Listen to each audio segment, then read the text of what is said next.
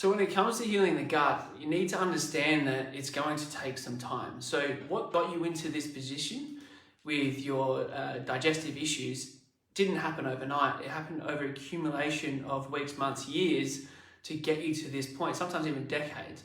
And I speak to people that have had these problems, like bloating, diarrhea, loose stools, constipation, and like heartburn, acid reflux, and they've had them for a decade, right?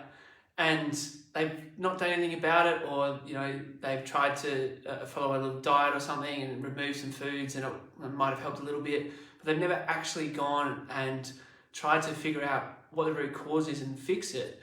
And over that accumulation of those 10 years, even a year, right, the bacteria is growing and getting worse. It's not getting better.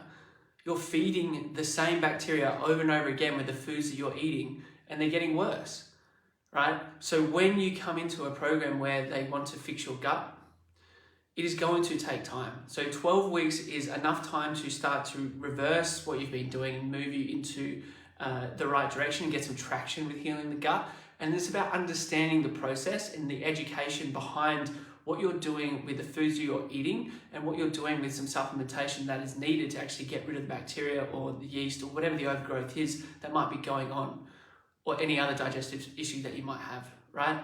So it's understanding that patience is going to be needed, and it's not just going to happen overnight or in 12 weeks. It could take up to 2 years to fix your gut problems, but it's better, well, I think it's better than the other way and just ignoring it like people have been doing for the last 10 years.